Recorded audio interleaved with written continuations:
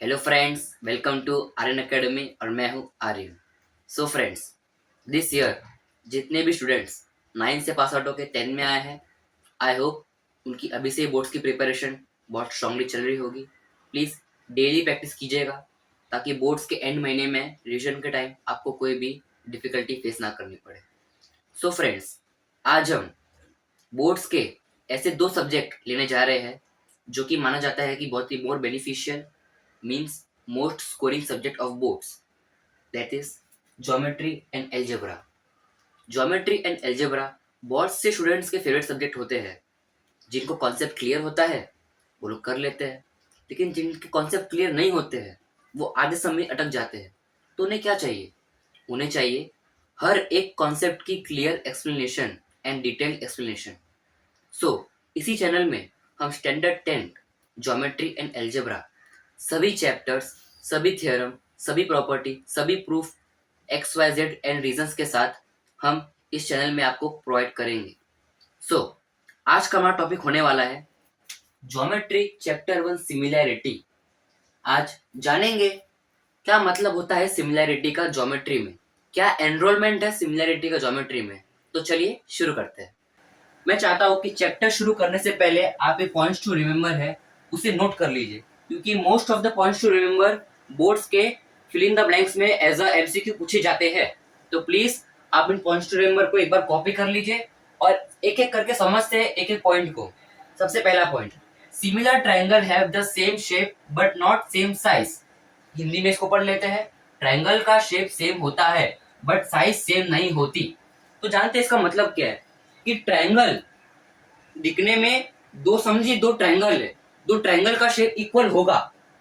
समझिए मैं लिख देता हूं कि यहाँ दो ट्रायंगल है, आप देख सकते हैं कि उनका शेप एक ही है, उनका शेप एक ही दिख रहा है।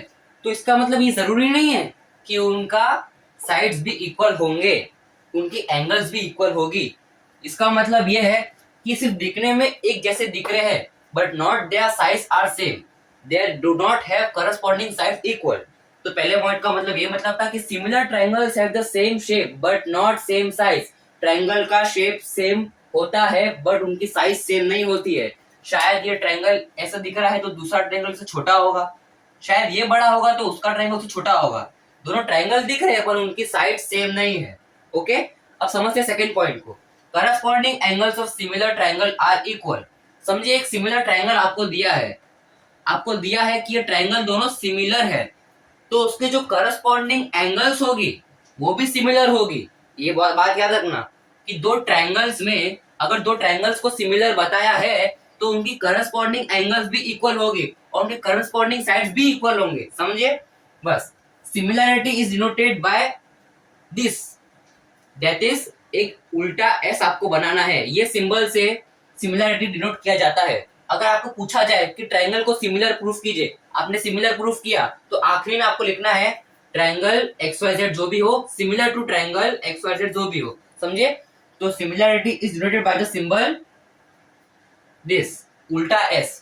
आप एस को ऐसा टेढ़ा लिख दीजिए और सिमिलैरिटी का सिंबल बन जाएगा। एंड कॉन्ग्रुएंट, आपने कॉन्ग्रुएंट प्रीवियस स्टैंडर्ड में भी सीखा होगा कि कॉन्ग्रुएंट को इस सिंबल से डिनोट किया जाता है। ये सिंबल बहुत ही इजी है, सिमिलैरिटी के साइन के नीचे हमें लगाना है इज इक्वल टू का sign. Okay, next, perimeter, median, altitude and angles ratio are also similar to corresponding sides. Similar triangle के करस्पॉन्डिंग साइड्स उनके पेरीमीटर, मीडियन और एल्टीट्यूड के बराबर होता है। पेरीमीटर माने तीनों ट्रायंगल्स के साइड्स, तीनों ट्रायंगल्स के तीनों साइड्स के सम एडिशन, उसको बोलेंगे पेरीमीटर। मीडियन, मीडियन मान लीजिए मैं यहाँ पर एक छोटा ट्रायंगल बनाता हूं।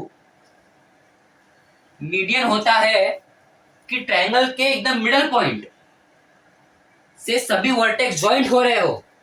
समझिए मैं यहाँ से इनको ज्वाइन कर देता हूं, यहाँ से ये ज्वाइंट हो जाएगा, यहाँ से ये ज्वाइंट हो जाएगा। तो ये पॉइंट जो कि ट्रायंगल के तीनों वर्टेक्स को मिलाकर बीच में पॉइंट बनता है उसे कहते हैं मीडियन। मीडियन से सभी ट्रायंगल के वर्टेक्स ज्वाइंट होते हैं, वर्टेक्स से खींची हुई लाइन ज्वाइंट यहाँ पर होते हैं। ये वर्टेक्स से यहाँ पर लाइन खींची गई वो यहाँ ज्वाइंट हो गई, ये यहाँ से लाइन खींची गई, ये वर्टेक्स लाइन खींची गई वो यहाँ ज्वाइंट हो गई और ये यहाँ ज्वाइंट हो गई। तो ये पॉइंट को हम कहेंगे मीडियन। जहां से ट्रायंगल के सभी वर्टेक्स से खींची हुई लाइन एक पॉइंट में आके मिलती है उसे कहते हैं हम मीडियन। Next, altitude. एल्टीट्यूड माने समझिए एक ट्रायंगल के ऊपर वाले वर्टेक्स के ऑपोजिट, जैसे ये एंगल है उसका ऑपोजिट साइड, इस एंगल का ऑपोजिट साइड हुआ ये, समझिए ये एंगल है इसका ऑपोजिट साइड हुआ ये। यहां से अगर हम लाइन खींचेंगे तो ये होगा इससे परपेंडिकुलर। अगर हम ये ट्रायंगल के वर्टेक्स से नीचे एक लाइन खींचेंगे जो कि परपेंडिकुलर होगा इससे, उसे कहते हैं ऑल्टीट्यूड। समझिए मैंने यहाँ से एक लाइन खींची, ये पॉइंट है उसका ऑपोजिट साइड, मैंने यहाँ से एक लाइन खींची तो ये लाइन ट्रायंगल के बेस से परपेंडिकुलर हो जाएगा। Clear? Okay. Next, when triangles are similar then their orientation does not matter. अगर कोई भी दो ट्रायंगल सिमिलर है तो ट्रायंगल कैसे भी हो, चाहे एक ट्रायंगल सीधा हो कि एक ट्रायंगल उल्टा हो, उससे कोई मतलब नहीं होता। दोनों ट्रायंगल सिमिलर होंगे, उनकी साइड सिमिलर होगी, उनके एंगल्स भी सिमिलर होंगे। जब दोनों ट्रायंगल सिमिलर होते हैं तो उनकी करस्पॉन्डिंग साइड्स और करस्पॉन्डिंग एंगल कॉन्ग्रुएंट होते हैं। चाहे फर्क नहीं पड़ता कि वो ट्रायंगल ऐसे हो या उल्टा हो सीधा हो, उससे कोई फर्क नहीं पड़ता है। ट्रायंगल्स सिमिलर है तो कैसे भी हो वो सिमिलर ही रहेंगे। ओके, तो मैं चाहता हूं कि आप ये पॉइंट्स टू रिमेंबर एक बार लिख ले। सो स्टूडेंट्स, आई होप आपको सिमिलैरिटी चैप्टर के रिलेटेड सभी पॉइंट्स टू रिमेंबर बहुत ही क्लियर है। इसके नेक्स्ट वीडियो में हम पढ़ेंगे एक प्रॉपर्टी को जो कि इसी चैप्टर के रिलेटेड है, जिसका नाम होगा ratio of areas of two triangles, जो कि डिवाइडेड है 3 पार्ट में। हम तीनों पार्ट को नेक्स्ट वीडियो में करेंगे। Till date, like this video, share this video to all your batchmates, subscribe this video, press the bell icon to get more notifications. Till then, stay tuned and thank you.